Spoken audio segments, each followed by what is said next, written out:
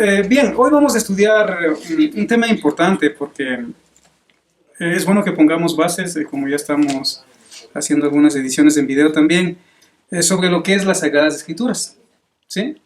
Las Sagradas Escrituras, o lo que es conocido en nuestro medio como la Biblia. Entonces, también ahí es importante informarse bien de dónde viene la palabra Biblia, por qué le llamaron Biblia, por qué hay tantas versiones que aparecen en tantos grupos, por qué un grupo prefiere la Reina Valera, por qué otro grupo prefiere la NBI, por qué otros prefieren la Biblia Católica. Entonces, es bueno tener una idea, una base de lo que es la Biblia, ¿no? Así que vamos a dar algunos puntos básicos para comenzar.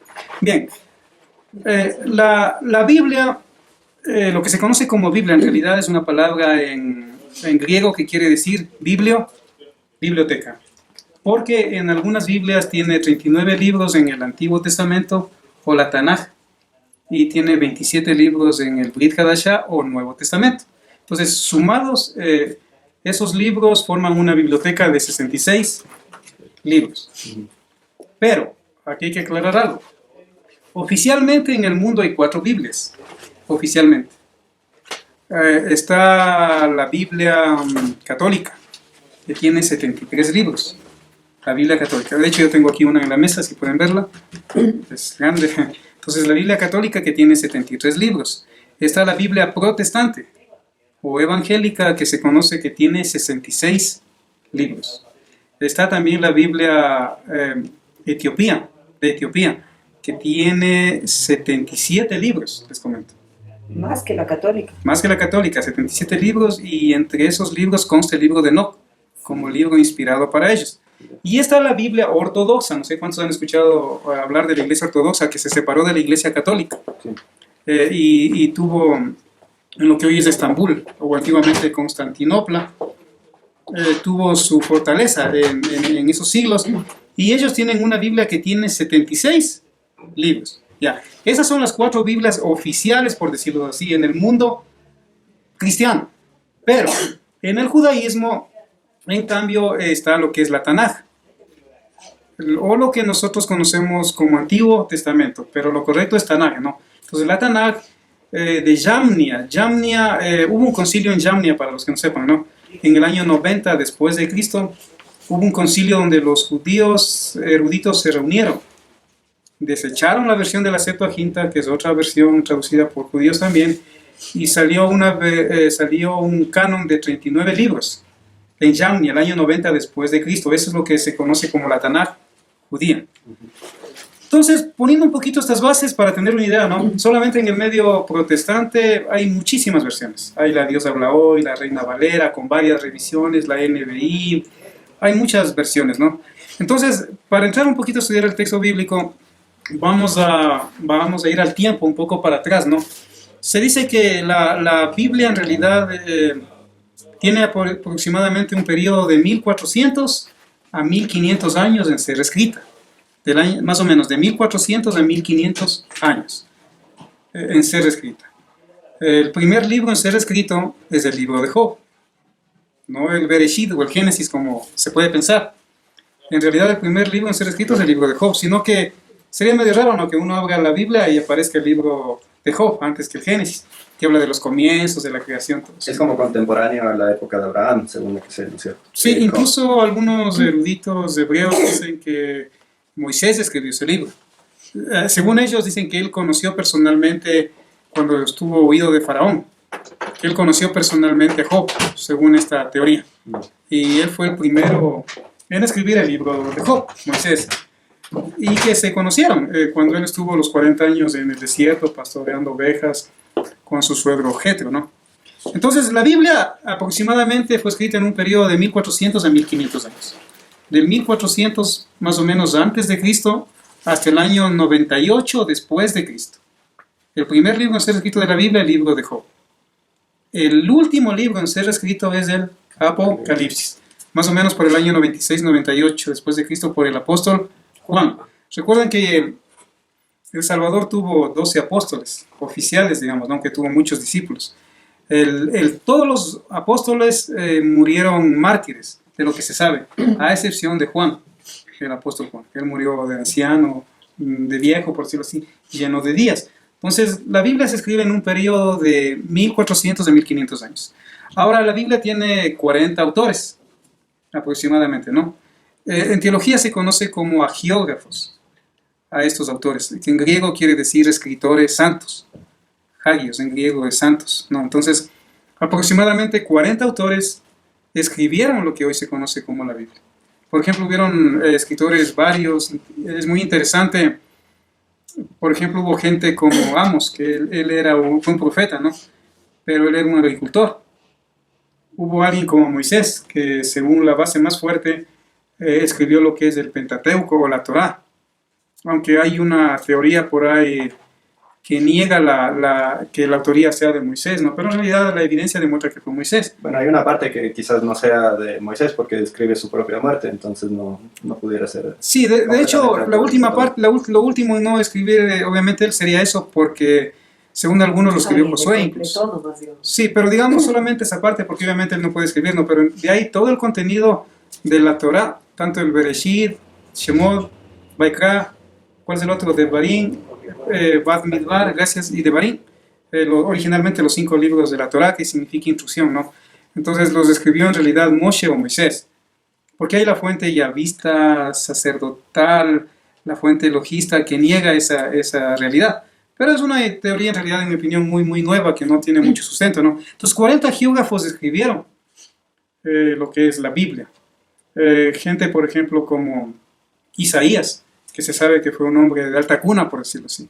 El apóstol Pedro, que fue pescador.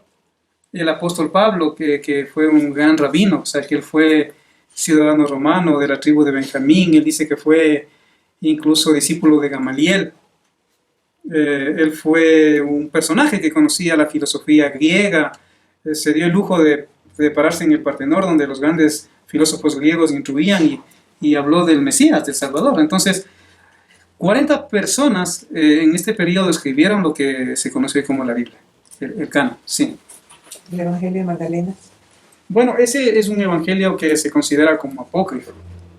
La palabra apócrifo quiere decir libro oscuro, no claro, no inspirado, ¿no?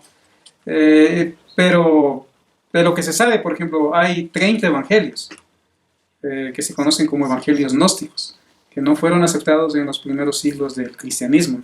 Entonces, entre esos 30 evangelios gnósticos, los más famosos son los de Felipe, los de María de Magdala o Magdalena, Tomás. El de Tomás, gracias, y también el de Judas, que ustedes saben, hace algunos años cuando salió a la luz, causó una gran revolución y muchas opiniones. Entonces, estamos viendo que en un periodo de 1500 años, aproximadamente 40 geógrafos escribieron en 3 idiomas. ¿Cuáles son los idiomas de la Biblia o de las Escrituras? El hebreo, obviamente, como bases del hebreo, el idioma más poético del mundo, el mejor idioma, el hebreo. El arameo, que es un idioma que se deriva o se parece un poco al hebreo. Y obviamente el griego, en el sentido de que las copias que se han encontrado son griegas, hablando del Brit Hadashah o Nuevo Testamento. Brit Hadashah quiere decir pacto renovado, ¿no? Para los que no sepan. Y Nuevo Testamento, en realidad es una palabra que lo puso un teólogo griego. Ya después del siglo I, muy tardío, él acuñó la palabrita Nuevo Testamento a los escritos de los apóstoles, tanto de la vida de Yeshua como de las cartas doctrinales a las congregaciones. Entonces, la palabra Nuevo Testamento es una palabra ya en latín, que quiere decir última voluntad. Eso quiere decir Nuevo Testamento. Pero en el griego original era diateke kainé en griego, última voluntad. Después Novum Testamento, o transliterado al castellano, no traducido, Nuevo Testamento, ¿no? Entonces, fueron escritos en hebreo, arameo, y yo soy de los que pienso personalmente, respetando la opinión de los demás, que incluso los evangelios y las cartas sí fueron escritas en hebreo, del Brit Hadashah, ¿no? O lo que se conoce como Nuevo Testamento. Lo que pasa es que tanto el emperador Nerón como Domiciano, sobre todo ellos, que fueron ultra enemigos del mesianismo original de Yeshua, mandaron a quemar los libros inspirados del nuevo grupo, digamos, que ellos decían que estaba pero tomando mucha fuerza en el Imperio Romano, en Jerusalén. Entonces, yo lo que creo es que lo que ha sobrevivido del Brit Hadashah o Nuevo Testamento en realidad no son los originales, sino son copias, o sea, de los originales hebreos. Entonces, era muy común en ese tiempo que las congregaciones puedan copiar de pronto en griego, ¿no es cierto? En el copto también, en el idioma de Egipto. Y copiaban, pues, y se llevaban nuevamente a sus congregaciones. Pero obviamente los apóstoles de Yeshua eran judíos. Todos eran judíos, o sea, no hay uno que haya sido... Claro, de haber escrito en el idioma de ellos. Claro, gentil. Entonces, Pedro, Pablo, Juan, Santiago, todos ellos escribieron en hebreo, en mi opinión. Entonces, esos textos originales fueron destruidos o de pronto están ocultos en algún lugar. Quizá Dios lo permite que algún rato se los descubra. Claro, pero va saliendo lo que hay es copias. Entonces, hay miles de manuscritos en griego. Unos más antiguos, otros más antiguos, otros más antiguos. Por eso usted va a ver que en las versiones, por ejemplo, hay un gran problema. Si usted coge, por ejemplo, la Reina Valera, dice ahí, este tipo de demonio no sale sino con oración y ayuno, por ejemplo. Pero usted va a la NBI, a la Dios habla hoy, y dice, este tipo de demonio no sale sino con oración. Ya no hay la palabra ayuno. ¿Qué pasó? Entonces, Reina Valera, o Cacedoro de Reina, bebió de una fuente, de un manuscrito griego. La NBI bebe de otras versiones. La Dios habla hoy y hay muchísimas versiones que van bebiendo de diferentes fuentes, mucho más con lo que ahora ya se descubrió los rollos del Mar Muerto. Entonces, en 3 idiomas fue escrito lo que se conoce como la palabra de Dios, hebreo, arameo y, en mi opinión, incluso en hebreo el Nuevo Testamento, pero del griego han sobrevivido las copias, o se han encontrado. Ahora, ¿en qué forma, digamos, se escribió lo que es, sobre todo, la Torá o la instrucción? Porque la Torá es como la base, ¿no? La base de la Biblia, la instrucción, porque Torá quiere decir instrucción. Torá, instrucción, que le traducen como ley, que ya no es lo mismo. Entonces, Torá o la instrucción fue escrito en lo que se conoce como el palo hebreo. No el hebreo cuadrado que ahora de pronto podemos tener en algunas versiones nosotros, ¿no? O muchos. Entonces, el hebreo cuadrado viene mucho después, pero en realidad, en el idioma de Moshe o de Moisés, él escribió en el paleo hebreo. Entonces, es bien interesante porque cuando usted estudia ese idioma, incluso tiene mejor luz del texto bíblico, de lo que originalmente quiere decir. Entonces, fue escrito la Torá, por ejemplo, en el paleo hebreo. Los materiales, por ejemplo, en ese tiempo no había el papel, todavía. No había la imprenta, nada de ese tipo de cosas. Entonces, de los materiales, originalmente era, por ejemplo, la ostraca, que era una especie de baldosa. En piedra, ustedes recuerdan que Hashem le dice a Moshe, sube al Sinaí, ¿no? Y pule 2 piedras. Y él llevó las piedras, incluso dice ahí que Hashem escribió los mandamientos con su propio dedo. Pero lastimosamente cuando Moshe baja y al ver lo que estaba sucediendo con la adoración al becerro, ¿no? De oro, él bota las piedras y se rompe, según el estudio y la tradición. Entonces, se escribió en ostraca, se escribió en piedra, en el papiro, sobre todo en el papiro. ¿Por qué? Porque el papiro es una planta que se da y se daba mucho en Egipto, en el río Nilo. Entonces era muy común, por ejemplo, libros como el libro egipcio de los muertos, que es el más famoso papiro que existe en Inglaterra en la actualidad. Está escrito en un material que es el papiro. De igual manera, los rollos de gran parte de la Biblia fueron escritos en papiro, ¿sí? Un material sacado de una planta que justamente se llama papiro. También es interesante mencionar que había en la época de Egipto 7 tipos de papiros. O sea, había variedad. Entonces, no es que había solo un tipo de papiro. Pues, por ejemplo, había un tipo de papiro donde las mujeres hacían sandalias para ellas ponerse y caminar. Había un tipo de papiro para hacer canastas, como se dice la tutora, como se dice acá. Pero cada papiro iba subiendo de nivel. Según el nivel, iba el precio. Pero para ya escribir textos sagrados como el libro egipcio de los muertos, por ejemplo, o lo que es la Torá, era el papiro más caro, el mejor papiro, el más trabajado. Entonces, ese tipo de papiro era el número 7, por decirlo así, el más noble de los papiros, trabajado, el mejor. Entonces, ese era un papiro bien caro. Y solamente usted podía adquirir ese papiro solamente los autorizados, como los sacerdotes, en ese caso en Egipto, para escribir textos sagrados, nada más. No trivialidades, sino textos sagrados. Entonces, en el papiro regio, que se conoce, el mejor papiro, fue escrito lo que es la Torá, y obviamente lo que es la Tanaj. La palabra Tanaj, o los 39 libros de la Tanaj, o Antiguo Testamento, como se conoce, recuerden que tiene esta abreviación de Tanaj porque por la T de Torá, ¿no es cierto? O la instrucción, que son los 5 primeros libros de la Biblia: Génesis, Éxodo, Levíticos, Números y Deuteronomio. Tiene la N de Nevijín, que son los profetas, que en el cristianismo le dividen en profetas mayores y profetas menores. Esa división no existe en el judaísmo. Y la N, y la K de Ketubim, o lo que llaman los cristianos los libros poéticos, tanto Job, Salmos, Proverbios, Eclesiastés, Cantar de los Cantares. Pero la Biblia hebrea, por decirlo así, o la Tanaj, en realidad son 24 libros, ¿sí? No son 39 libros. En el medio evangélico católico se separa en esa clasificación, 39 libros. Pero en la Biblia hebrea o la Tanaj en realidad es 24 libros, solo que los 39 libros están ahí, metidos en los 24 libros. ¿Sí? Vale la aclaración. Ahora, también había otro tipo de material con el cual escribieron, en el cual escribieron, que fue el pergamino. Mucho después del papiro comenzó en Pérgamo, sobre todo. De ahí viene la palabra pergamino. En Pérgamo comenzó la tradición de escribir ya en cuero, porque se dieron cuenta que el cuero era más resistente. Podían escribir a los dos lados tranquilamente, pero obviamente el cuero era caro. Sabemos por la historia que el rey de Pérgamo incluso quería opacar a la biblioteca de Alejandría, que más o menos del siglo III antes de Cristo, que tenía casi 1 millón de volúmenes en papiros. Y dice que dio la orden de que en Pérgamo haya una biblioteca más grande. ¿Y dicen qué pasó con los animales? No quedó animales. Se acabó.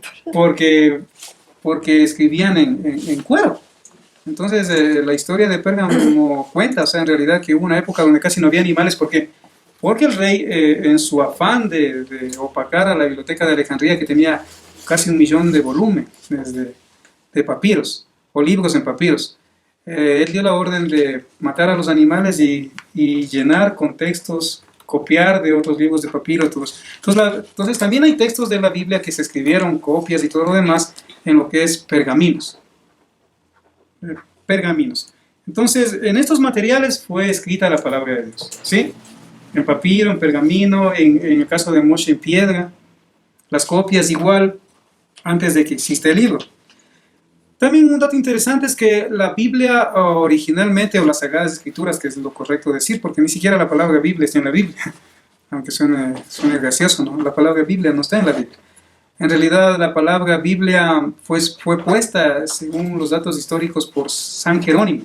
San Jerónimo es un santo, digamos, en la Iglesia Católica, por eso lo menciona así. Entonces él recibió una orden en el siglo III de traducir la palabra de la Tanaj y del Nuevo Testamento, o Brit Hadashah, a un solo volumen en latín. Entonces, cuando él terminó de traducir, Jerónimo, todo lo que es la Tanaj y todo lo que es el Brit Hadashah, o Nuevo Testamento, a un solo libro, a latín, él dijo, bueno, ¿y ahora qué nombre le pongo? Entonces, según la historia de él, es el nombre original Biblia. Él le bautizó, por decirlo así, a ese libro con el nombre de Biblia. Lo que dijo es una biblioteca. Entonces ahí aparece recién en el año 405 después de Cristo oficialmente el nombre Biblia, por Jerónimo. Entonces ahí ese dato sí es interesante, porque a veces uno puede decir, y bueno, ¿en cuántas Biblias mismo hay? Pues en realidad, si fuéramos a la historia o a un juicio legal, la única Biblia es esa, la de San Jerónimo. Las demás serían de pronto versiones. Porque la palabra versión en latín quiere decir modo de relatar hechos. Eso quiere decir versión. Modo de relatar hechos. Entonces, cada traductor ha cogido de la Biblia de Jerónimo o de otros manuscritos y ha ido traduciendo a su idioma. Pero en muchos casos de acuerdo a su perspectiva o a su modo de ver. Y ha ido cambiando de acuerdo a su versión. Por eso es que si usted pone un traductor otro traductor, va a haber palabras que cambien. Y ahí es un problema porque en el hebreo hay mucho acuñado de Italia que dice, todo traductor de la Biblia es un traidor. Eso dicen los hebreos. ¿Por qué? Todo traductor de la Biblia es un traidor. Porque ya no traduce tal como es. Obviamente al traducir del hebreo a otro idioma ya pierde. En el idioma mismo, en la semántica que se conoce, o el estudio de las palabras, ya pierde el significado. Peor si el traductor pone una perspectiva propia en cuanto a ciertas interpretaciones, claro, que también pasa. Por eso podemos ver doctrinas falsas como esto de que hay el rapto, por ejemplo. Y es por las palabras del traductor, porque de pronto no puso como debió haber puesto, no pone el respeto que obviamente se merecen esos grandes personajes. Entonces, la Biblia no tenía capítulos ni versículos. Eso también es un dato interesante. ¿Por qué? Porque si bien es cierto, ahora los capítulos y versículos nos ayudan a llegar fácil al texto. En cierta forma es verdad. Pero también en ciertos capítulos se pierde el contexto. ¿Sí? Se pierde el contexto. Porque no es lo mismo que usted lea la Biblia o las Sagradas Escrituras seguido, sin capítulos y versículos, a que coja una Biblia con capítulos y versículos. Entonces es un problema porque aunque pareciera que no, ciertas doctrinas sí se cambian. Les pongo un ejemplo. La historia registra que el Evangelio de Marcos, cuando recién por el año 1200 después de Cristo, aquí tengo el nombre de la persona que puso los capítulos, es Stephen Langton, fue un inglés.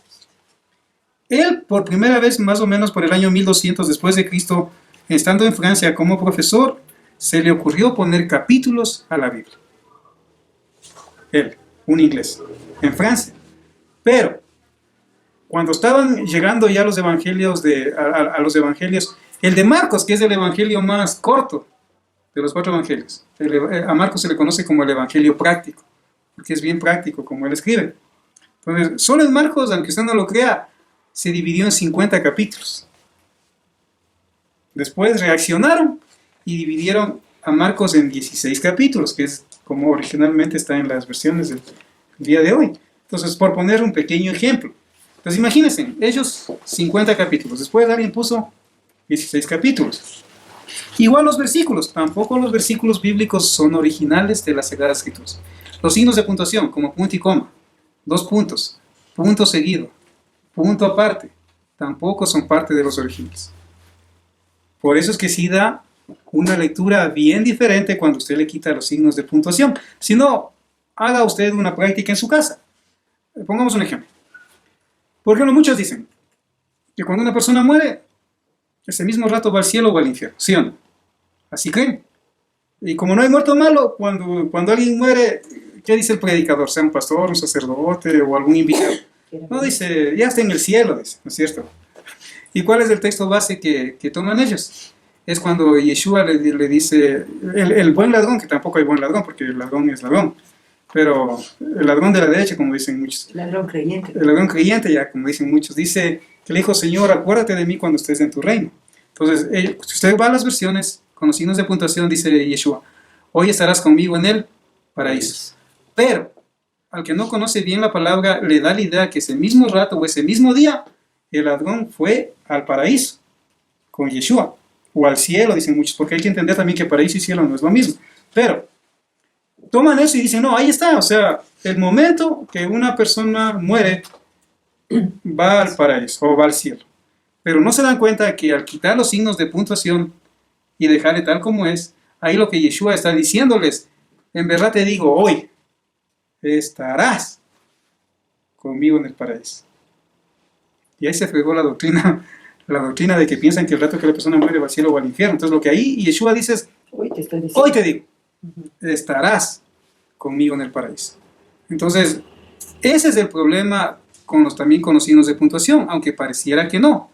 Entonces, los signos de puntuación sí confunden ciertos versículos, porque al ponerlos da la idea de otra doctrina. Es como el testigo de Jehová, aunque no es una charla sobre ellos, ¿no? Con el respeto que como personas se pueden merecerse, pero en la doctrina, cuando en Juan 1.1 dice en el principio el verbo estaba con Dios, dice en la versión de ellos, el verbo era Dios. Si usted va a los signos de puntuación de ellos, le da una idea bien errada de lo que es en otros textos. Es por la forma como le ponen los signos de puntuación de acuerdo a su doctrina. Entonces, los versículos bíblicos, les comento, que como no eran originales tampoco, a la vez ya capítulos, desde el año 1200 más o menos.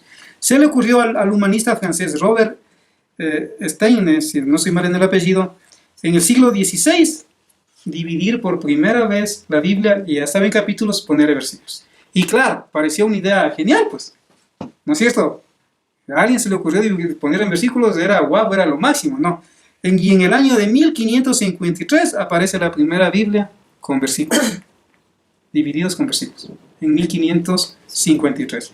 Entonces también es un problema, aunque nos ayudan a llegar al texto, pero en ciertos textos separan el párrafo, de pronto mal, y ahí da otra lectura bien diferente.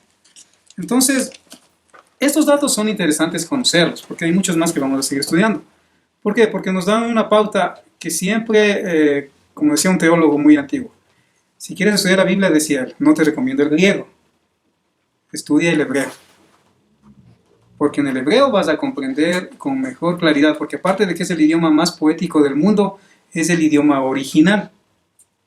El idioma original. Entonces, cuando uno va al hebreo, obviamente entiende mucho mejor lo que es la palabra de Dios. Entonces ya tenemos una idea, ¿verdad?, de cómo se formó la Biblia en un periodo de 1400 años, los 40 geógrafos, los idiomas hebreo, arameo y posiblemente el griego, tal vez, aunque yo opino que era hebreo mismo, sino que sobrevivieron solamente las copias griegas. Los materiales, el papiro, ¿cuál más? El pergamino, la ostraca, la piedra, en cuanto a los materiales.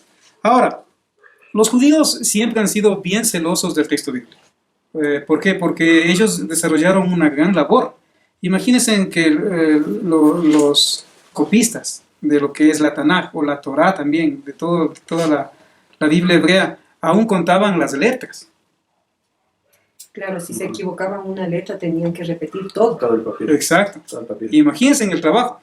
Tenían que volver a repetir el trabajo y se daban el lujo de contar las letras. Incluso cuando llegaban al nombre del santo de los santos, o sea, al Padre Celestial, al Creador, ellos en ese mismo momento, según cuentan, se iban a lavar las manos.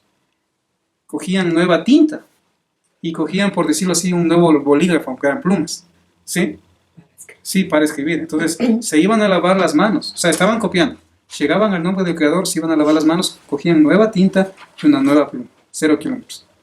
Entonces eran bien celosos de las copias de la Torá. Por eso es que en aquel tiempo llegar a tener una Torá o un Tanaj era carísimo.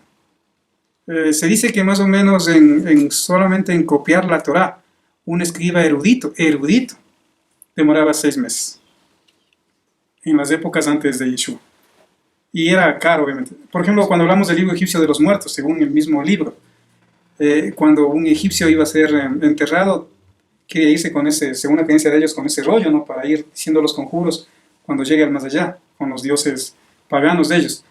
Y ese rollo costaba la mitad del salario de un hombre durante toda su vida. Solamente el rollo egipcio de los muertos. Tengamos una idea. La mitad de un salario. Sí, pues entonces en la Torá obviamente era caro tener un rollo de la Torá.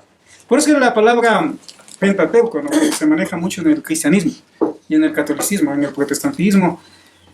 Pentateuco es una palabra que quiere decir en griego penta, 5, y euco, estuche. Porque cada rollo de la Torá o de los libros 5 primeros se iban poniendo en un estuche. 5 estuches. De ahí viene la palabra Pentateuco, 5 estuches. Pero no es lo mismo a decir en el original Torá, que es instrucción, pues. Si es solamente como en el nombre pierde mucho el sentido ya. No es lo mismo llamarle Pentateuco, que se llama mucho por ejemplo, en teología, cuando estudia teología. Es muy común en los libros, por ejemplo, hay una materia, Pentateuco, 5 estuches o 5 rollos, aunque da la idea. Pero no es lo mismo decir el original Torá. Vamos a estudiar Torá o instrucción. Pues. Cambia totalmente, ¿no? Ahora, el primer libro, la primera traducción de la Torá, la Tanaj, sobre todo de la Torá, fue en Alejandría, ¿sí? Para de pronto los que no saben, en Alejandría. Entonces, en Alejandría había un rey Ptolomeo Filadelfia, que él tuvo la gran idea de crear una biblioteca, ¿no es cierto? Todos conocemos la historia. Entonces, Alejandría fue fundada en honor a Alejandro Magno, y uno de sus generales Él dice que quiso tener una biblioteca, pues ahí. Y todo barco que llegaba a Alejandría, según la historia griega de Alejandría, se le quitaba los libros o los papiros que llevaba. Y los copistas hacían copia y le daban la copia. No le devolvían el original.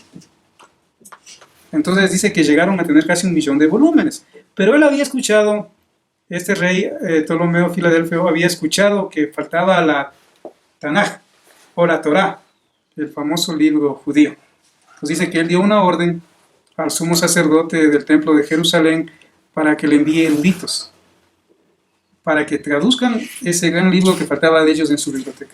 Entonces la historia cuenta que fueron enviados 72 rabinos, eruditos, sofíes, sofer o copistas, que fueron enviados a Alejandría, y que ellos con mucha tristeza, imagínense, tuvieron que traducirla al griego, porque obviamente para ellos la palabra del Eterno tenía que estar en hebreo. Incluso yo he leído que entre ellos se pusieron de acuerdo para no traducir exactamente ciertas cosas, para que los griegos no se informen. Y dice que incluso los pusieron en cuartos separados. Y comenzaron a traducir más o menos el año 250 o un poco menos. Algunos dicen hasta el año 100 antes de Cristo. Varios eruditos judíos terminaron de traducir toda la Tanaj. Pero primerito lo que tradujeron es la Torá, estos 72 años, o la instrucción. 72. Ahora hay datos interesantes. Por ejemplo, algunos dicen que el arca de Noé, por ejemplo, en la versión Septuaginta aparece como de 3 pisos. Pero Flavio Josefo en su libro Antigüedades de los Judíos, él menciona que era de 4 pisos. Entonces alguien dice por ahí, ¿será o no será que de pronto la arca originalmente era de 4 pisos? Porque Flavio Josefo, que era un gran maestro de la Torá en Israel, que después llegó a ser incluso un historiador muy famoso aún del emperador de Roma, ¿sí? De Vespasiano, del emperador Vespasiano. Él menciona ciertas cosas en sus Antigüedades de los Judíos que varía en ciertos puntos de la Torá, entre esos es lo que es el arca de Noé, que él dice que era de 4 pisos, que era un cubo, no era un barco, porque igual la gente tiene la idea de que, como estamos enseñados a ver los barcos, piensan que era un barco, pero él menciona que era un cubo.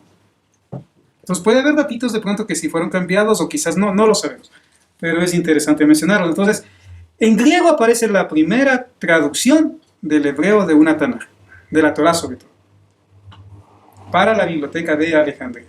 Pero esta Biblia de la Septuaginta, por decirlo así, no tenía solo 39 libros, tenía más libros.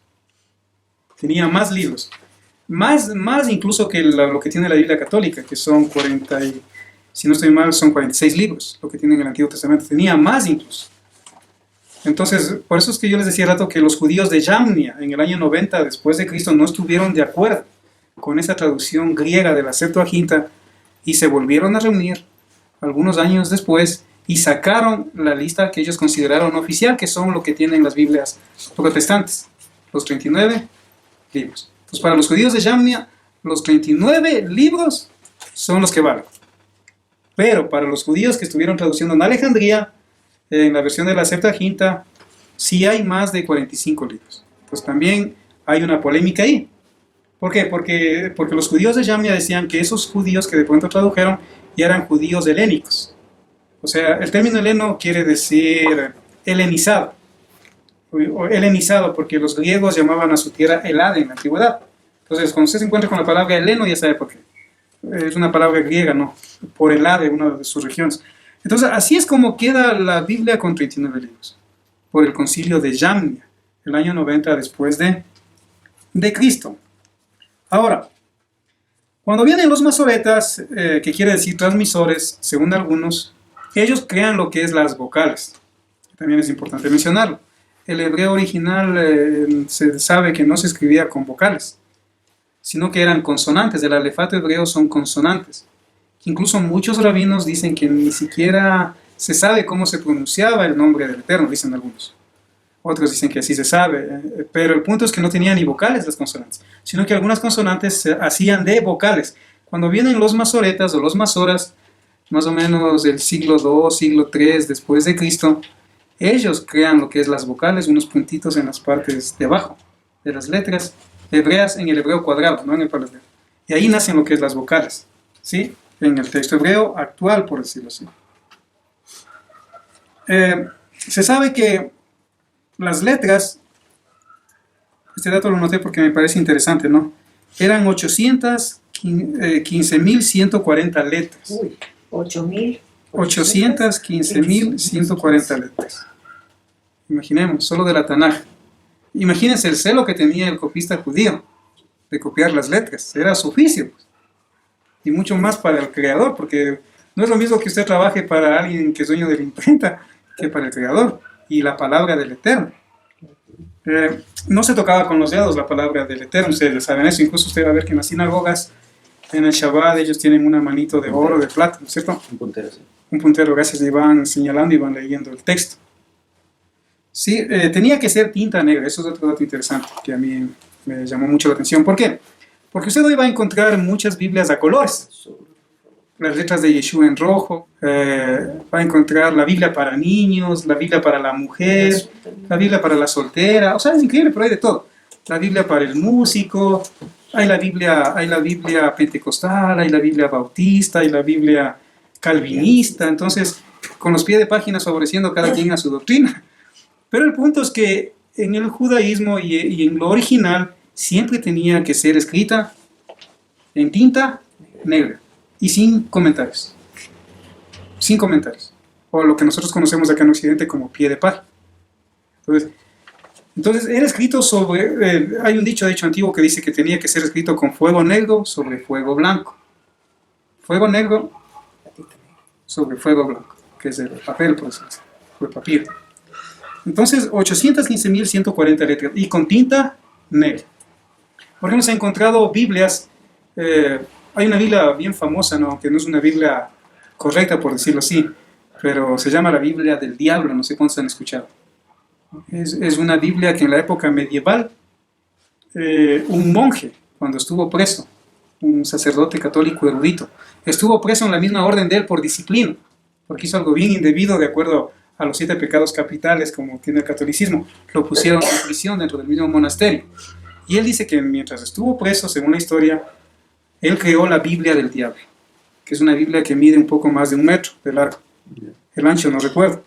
Pero ¿por qué le llaman la Biblia del Diablo? Porque en la portada de la Biblia está un diablo rojo con cachos. Y ahí aparece por primera vez en la historia de las Biblias un diablo con cachos. Entonces dice que esta Biblia fue hecha con tinta negra, pero de moscas. Qué interesante. Entonces dice que cogían a las moscas en el convento, los monjes, los sacerdotes, y las molían. Y la sangre y todo, ya puede ustedes saberlo. Y daba el color negro. Entonces, esa Biblia es escrita con tinta de moscas. Y es la Biblia más grande, pero se conoce como la Biblia del Diablo. ¿Por qué? Porque aparte de que contiene todo lo que es el Antiguo y Nuevo Testamento, también contiene conjuros de libros que en ese tiempo eran prohibidos. Entonces es una mezcla, ¿no? De libros prohibidos, de magia negra, magia blanca y los libros de la Biblia. Y porque en la portada hay un diablo.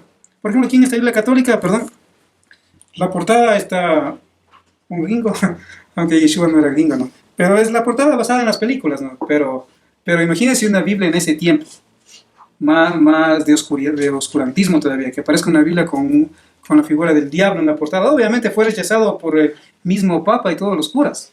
Le vieron como un sacrilegio. Entonces, esa es una Biblia bien, bien famosa y es la más grande. Si no estoy mal, esa Biblia está actualmente en Escocia. Si no estoy mal, porque conforme pasaron los siglos, las guerras, las conquistas, llegó a Escocia. Incluso dicen que cuando se incendió el palacio de una famosa reina en Escocia, ella pensó que era por la Biblia del diablo y la botaron desde la ventana. Y lo interesante es que no se destruyó. Y hasta ahora está en los museos, en la internet pueden encontrar, solo ponen la Biblia del diablo, ¿no?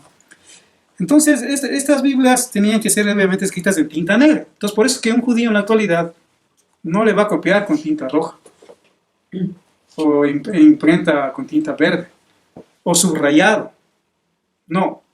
¿Por qué? Porque es la palabra del Eterno. Y también recuerden que para la área ortodoxa del judaísmo, las letras son ángeles. Las letras son ángeles. La palabra malak, si no soy mal en hebreo, ¿no es cierto? O angelus en griego o latín, quiere decir mensajero. Entonces, las palabras para algunos ortodoxos o los ortodoxos, las letras son ángeles. Entonces, no pueden ir como uno quiera, ni subrayado, ni a colores, sino con tinta negra, ¿no? Bien, dentro de otros datos interesantes, antes de leer algunos textos bíblicos, ¿no? Vamos a ver algunos puntos del canon, ¿no? La palabra canon quiere decir vara, canon, porque usted va a encontrar que el católico dice, no, mi Biblia es la que vale, la que tiene 73 libros. El ortodoxo le va a decir un momento, la mía es la que vale, tiene 76 libros. El evangélico va a decir, no, la Reina Valera, la que tiene 76 libros, la que vale. El etíope va a decir, no, o el copto, la que tiene 77 libros. ¿Pero en qué se basa? Entonces, cada uno defiende su opinión en base a su historia o a sus eruditos. La palabra canon significa ¿qué? Vara de medir. Eso significa canon. ¿Vara qué? Vara de medir. Una vara, que es con la cual se medía, como hoy, por decir algún flexómetro, ¿no? Entonces ellos dijeron, a ver, vamos a ver cuáles libros son inspirados, y cada concilio de estos grupos pusieron sus reglamentos, sus requisitos para considerar cuáles libros eran aprobados y cuáles no eran aprobados. Les doy un dato, por ejemplo. Casiodoro de Reina, el que traduce la primera Biblia completa al castellano, en el año de 1569. Les comento algo. La Reina Valera original tenía los deuterocanónicos. Entonces, la Biblia original, o Reina Valera, pero original de Casiodoro de Reina, que después Cipriano de Valera, un amigo de él, la revisó en 1602. Entonces, esta Biblia de 1569, la Biblia evangélica por excelencia, tenía los 7 libros deuterocanónicos. Después las sociedades bíblicas de Inglaterra los quitaron. Los quitaron y quedó con 66 libros. Entonces, cada quien tiene su canon o su vara de medir. Entonces, en las Biblias hay lo que se conoce la palabra en griego proto. Proto, no sé si han escuchado. Cuando uno va a estudiar un poco sobre los temas bíblicos, se va a encontrar con la palabra proto. ¿Qué quiere decir proto? Superior o principales. Por ejemplo, dentro de la Tanaj, protocanónico, el principal. Dentro de la Tanaj, por ejemplo, para el judío, para el de Israel, los 39 libros son o no son palabra de Hashem. Amén. Pero ¿cuáles son los más principales o superiores? La Torá. ¿Me explico? Esos son los protos o los superiores. ¿Por qué? Porque si bien es cierto los profetas son inspirados, los ketubín son inspirados, pero ¿cuál es la base de esa construcción? La Torá. Son los protos. En el evangelio, en el cristianismo, son los evangelios. Mateo, Marcos, Lucas y Juan. Para otros grupos son las cartas paulinas. Pero generalmente los evangelios son los proto o superiores. La palabra deuto también, que quiere decir segundo canon, o segundo, en importancia. Después del proto está el deuto, o el segundo. Entonces usted va a encontrar que la Biblia católica tiene deuterocanónicos. Entonces los deuterocanónicos son, por ejemplo, Macabeos, primera y segunda de Macabeos, el libro de Tobías, el libro de Judith, el libro de Sabiduría, el libro de Eclesiástico, gracias para Lipómedos de Jeremías. Hay adicciones a Daniel, hay adicciones a unos capítulos también en el libro de Esther. Entonces, esos textos son deuterocanónicos. Son importantes, pero no tan importantes como los otros proto. ¿Me explico? Entonces se maneja la palabra apócrifo también. Entonces, apócrifo, de igual manera, es interesante. Cuando uno va a la historia, se encuentra que el primero en utilizar esta palabra fue Jerónimo, justo el traductor de la Biblia católica.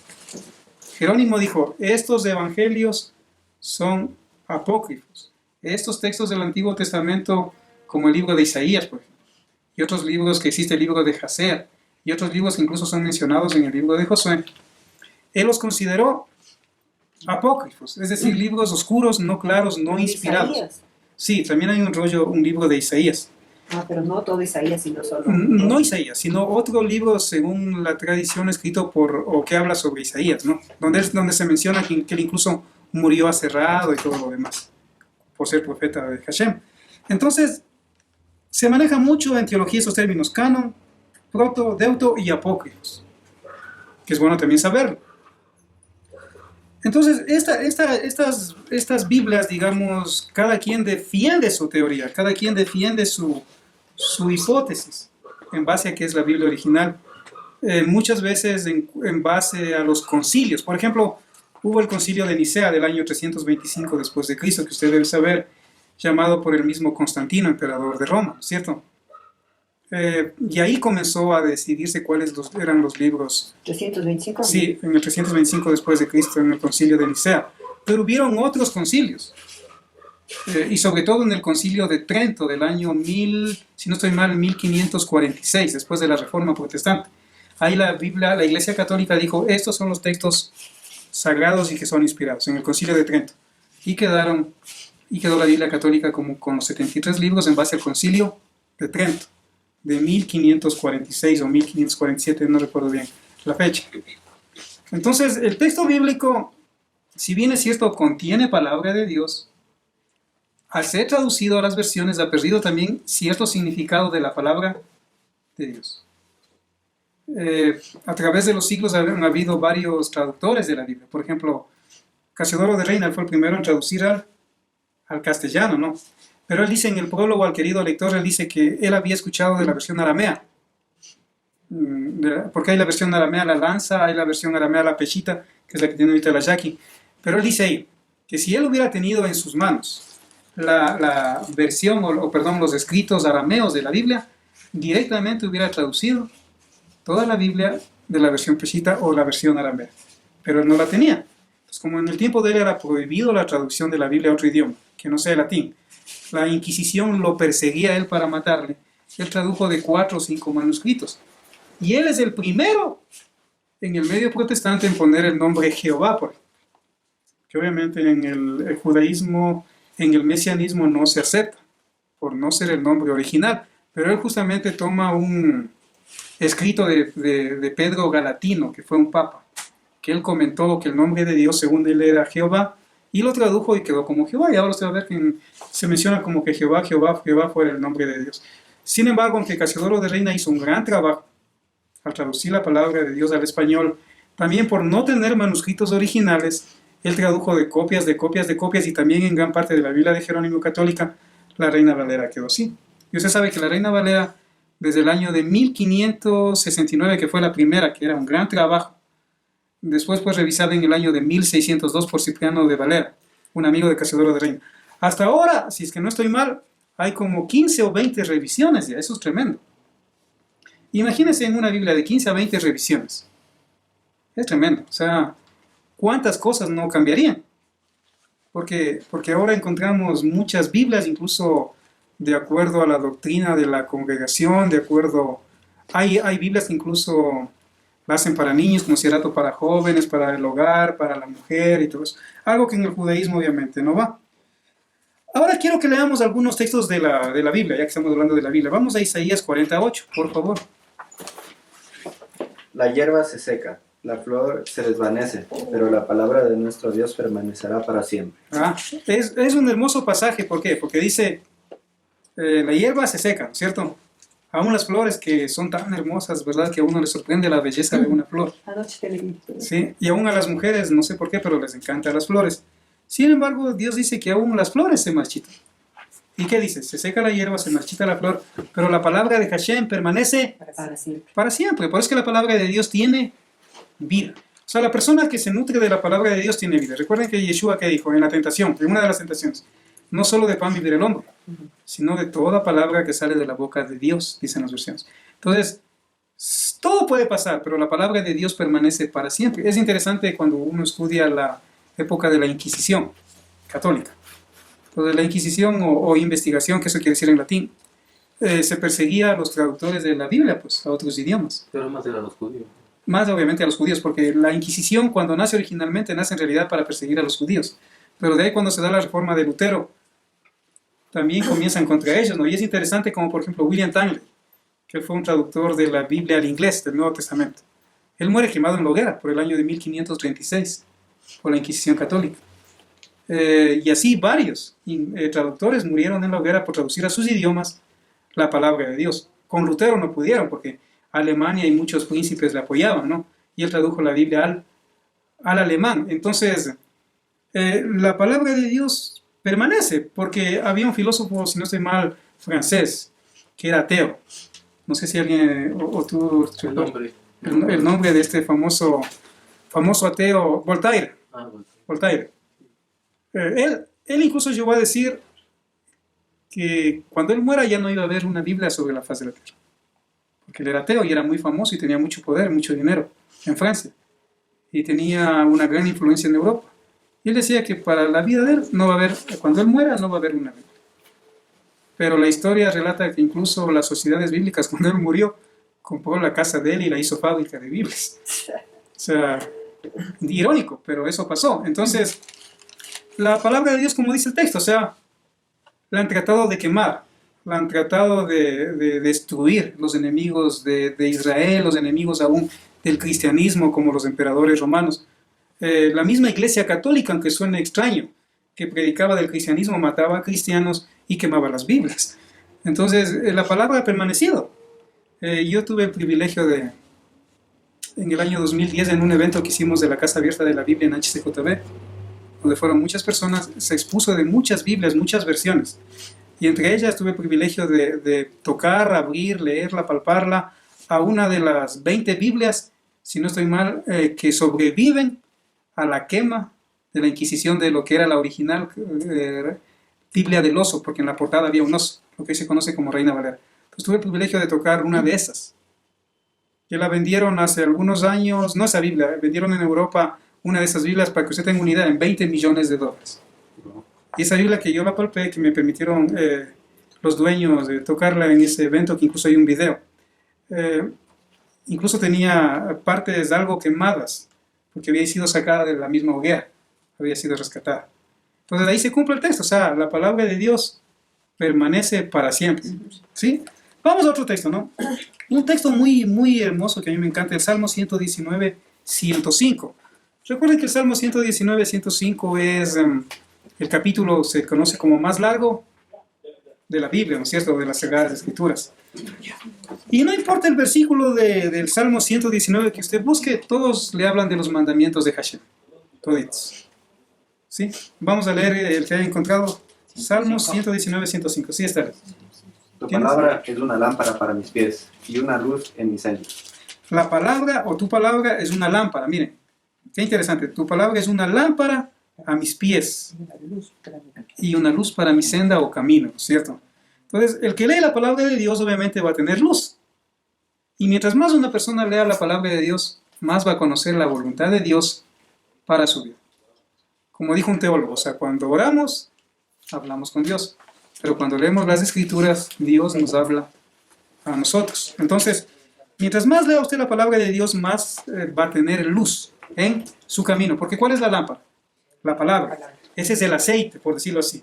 Entonces, usted es la lámpara, ¿no? Pero ¿cuál es el aceite que lo enciende? La palabra. Vamos a Hebreos 4:12. ¿Qué dice ahí? Que la palabra de Hashem está viva. Claro, ¿no es cierto? Está viva, dice. Por eso dice que discierne hasta lo más profundo del corazón o del ser humano. Cuerpo, alma y espíritu. O lo que se conoce en teología como la tricotomía, ¿no? Entonces, dice el apóstol Pablo ahí que la palabra, o el autor del libro de los Hebreos, que la palabra de Hashem está viva. Obviamente tiene vida, por eso cambia vidas, cambia personas, confronta a la persona. Por eso dice que la Biblia es el único libro que lo lees y te lee. O sea, tú le lees, pero a la larga la que te lee es la Biblia. Y te hace ver todos tus pecadillos, todas tus faltas y lo que no estás bien con Dios y que necesitas de Dios. Entonces la fe viene por el oír. ¿Cuándo se produce la fe en el ser humano? El creer en el Mesías, en el Adón, el Amo, el Salvador. Cuando escucha la palabra. Por eso el apóstol Pablo dice, ¿y cómo oirán? Dice, si no hay quien les predique. Entonces, para que una persona pueda conocer al verdadero Dios de Israel y seguirlo, tiene que ser predicado, tiene que ser anunciado. Por eso es, por ejemplo, por eso es bueno, en mi opinión, que una persona vaya a la congregación los sábados. ¿Por qué? Porque aunque si bien es cierto hay gente que puede decir, pero él oye, pero no escucha o no practica, ¿no? Sin embargo, en mi opinión, el ir a escuchar ya le da el conocimiento que tarde o temprano va a practicar. Porque ¿cómo puede practicar si no conoce? ¿No es cierto? Si no conoce. Entonces, el conocer, el escuchar la palabra a uno le hace accionar. Uno no puede accionar correctamente si no conoce la palabra. Por eso es que en el libro de Oseas, que es un libro escrito totalmente para las 10 tribus y media del reino del norte de Israel, para la niña de los ojos de Dios, dice ahí, mi pueblo pereció porque le faltó conocimiento. Y dice, por cuanto desechaste mi conocimiento, dice, te castigaré o te disciplinaré. Entonces, el conocimiento, ¿por dónde viene? Por el oír o el leer, obviamente. Por eso en el libro de Hebreos dice, no dejando de congregarse, como algunos tienen por costumbre. ¿Por qué? Porque al congregarse usted escucha la palabra de Hashem. Y la palabra es viva y eficaz y más cortante que una espada de 2 filos. Otro dato interesante que se me estaba pasando, que en las Biblias hay 1100 capítulos. 1100 capítulos. Los versículos ya les diré, ya ¿no? Lo notaron. Entonces, 1100 capítulos tenemos en las Biblias. En los concilios de Hipona, de Cartago, del concilio florentino y en el de Trento, ahí se dividieron las Biblias canónicas. Sí, en el concilio de Hipona, de Cartago, de Florencia y de Trento. ¿Sí? En el de Trento obviamente ya es la Biblia oficial, lo que se conoce como la Biblia católica. Otro dato interesante es que el primer libro en ser impreso es justamente la Biblia. También es interesante. ¿Casualidad? No creo.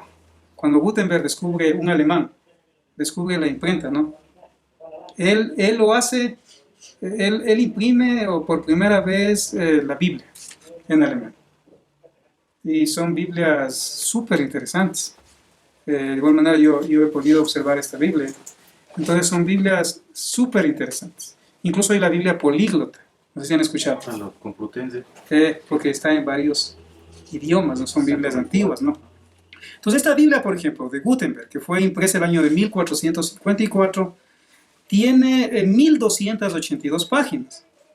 Fueron impresas 180 Biblias, ¿sí? Y fueron escritas o impresas en pergamino y en papel. 45 en pergamino y 135 Biblias en papel, en cuanto a la Biblia de Gutenberg. Entonces, son datos interesantes, ¿por qué? Porque nos demuestran que la palabra de Dios ha estado ahí. Y si bien es cierto, hay opiniones y opiniones y opiniones, porque como humanos vamos a tener diferentes opiniones, ¿no? sobre la Biblia, sobre todo. Pero lo interesante es que la palabra de Dios ha permanecido. Hay partes de las traducciones que están bien, hay partes que de pronto no dan el sentido, pero se han traducido. Pero siempre va a ser mejor mientras la persona tenga acceso a los textos hebreos, al original, va a ser mucho mejor. Por ejemplo, en los rollos del Qumran, o del Mar Muerto, ¿no? Que se descubren, si no estoy mal, en 1946. Prácticamente hay todos los libros de la Tanakh, a excepción del libro de Esther, si no estoy mal, que no sé que no hay. Pero ahí está, por ejemplo, el rollo de Isaías, que es el Isaías más antiguo que hay, más o menos del año 300 antes de Cristo, o 200 antes de Cristo. Entonces la palabra de Dios ha permanecido intacta. Entonces, por eso es que yo recomiendo siempre en nuestro medio occidental, sobre todo, donde de pronto muchos no tienen acceso a lo hebreo, traten de tener, mientras más versiones tengan, es mucho mejor. ¿Por qué? Porque pueden ir comparando, o se puede ir estudiando, y de pronto se puede tener más luz. No sé si tenemos de pronto algunas preguntas en cuanto al tema. ¿O está claro? ¿Sí? ¿Está claro? ¿El arameo es otro idioma o es alguna derivación o es derivación del hebreo? A la inversa. Es anterior al hebreo todavía. Claro, Aram quiere decir sur en el idioma arameo, sur, por los países que rodeaban a Israel o estaban cerca de Israel, no. Pero sí, como es un idioma, son lenguas semíticas. Semítico se les llama por Sem, porque son pueblos que descienden de Sem. ¿Saben cuál fue Sem? Uno de los hijos de Noé, ¿verdad? Entonces, son lenguas semíticas en realidad. Antes del hebreo está el sumerio y el arameo. Sí, de hecho, los sumerios fueron, según la historia, la primera civilización. Por Sumer o los sumerios conocemos como la primera civilización, antes que Egipto incluso. Primer lenguaje. Incluso hay las tablillas cuneiformes, no sé cuántos lo han escuchado, que se han descubierto en lo que antiguamente fue Babilonia, que hay miles de esas tablillas cuneiformes, donde hay textos que incluso se habla del diluvio. ¿De cuál también? El poema épico de Gilgamesh. Gracias. El poema épico de Gilgamesh es interesante porque también menciona algo parecido al Génesis, de la tentación, de la caída de Adán y Eva. Solo que en el poema épico de Gilgamesh dice que cuando el hombre entró a bañarse, desnudo ahí, o la mujer en un río o en un lago, algo así, dice el poema épico de Gilgamesh, dice que fue la serpiente y se robó ciertas cosas, la ropa y otro tipo de cosas, pero es muy interesante porque también menciona aún al relato de la serpiente del Bereshit, del Génesis. También, si no estoy mal, el poema épico de Gilgamesh menciona el diluvio. Entonces, para hablar de la palabra de Dios, en realidad hay demasiados datos que demuestran que la palabra de Dios es viva y eficaz. Entonces, y la Biblia, miren, es la palabra, aquí yo tengo una Biblia, la Biblia católica, ¿no? Bueno, tengo muchas Biblias, gracias a Dios, pero esta es una de las más grandes porque es una Biblia con comentarios, una Biblia católica. Por ejemplo, aquí tengo un Nuevo Testamento que es del año 1939. 1939, y si varía, les comento, el contenido. Por ejemplo, el otro día debatíamos en el Facebook con unos amigos que cuál era el aguijón del apóstol Pablo.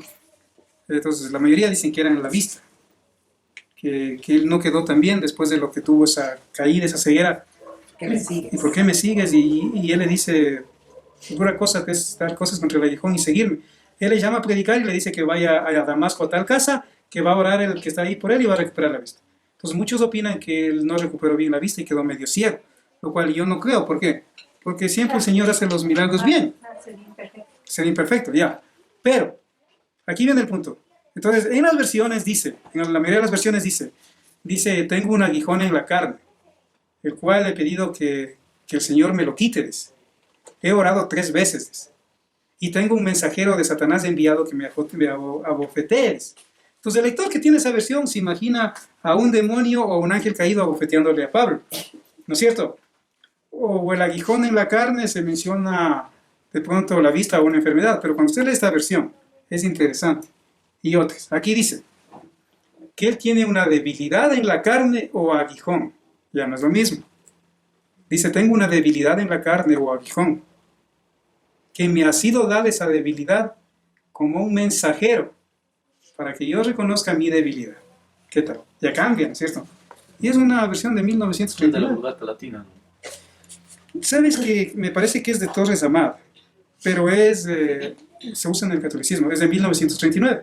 Por poner un pequeño ejemplo de cómo cambian las versiones, o el modo de relatar hechos. O como rato ponemos el ejemplo de las Biblias evangélicas, NBI y Reina Valera. La una dice, este tipo no sale de demonio, no sale sino con oración y ayuno. Entonces, ¿qué hacen muchos pastores? Dice, ahí está, tienen que ayunar. Churos, y muchos ayunan, pues. Pero viene otro y dice, no, pues aquí no dice. Entonces, ¿qué mismo? ¿Ayunamos o no ayunamos? Aquí solo dice, este tipo de demonio sale si no es con oración.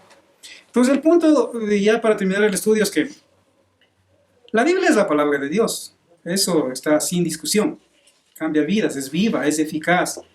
Pero siempre va a ser mejor estudiar en los originales. Y si podemos llegar al hebreo, va a ser mucho mejor, porque ese es el idioma original. ¿Sí? Es porque solo de copias del Nuevo Testamento hay más de 5.000 manuscritos, solo del Nuevo Testamento. Y con porciones del Nuevo Testamento hay más de 11.000. Imagínense lo que es. Entonces, por eso ya es interesante, incluso para los amigos que nos están viendo, escuchando aquí en el canal de YouTube, tener varias versiones, pero en lo posible el hebreo. Ahora hay la facilidad, gracias a Dios, de la internet. Entonces podemos encontrar seguramente muchos textos en hebreos, en PDF también. Amén. Amén.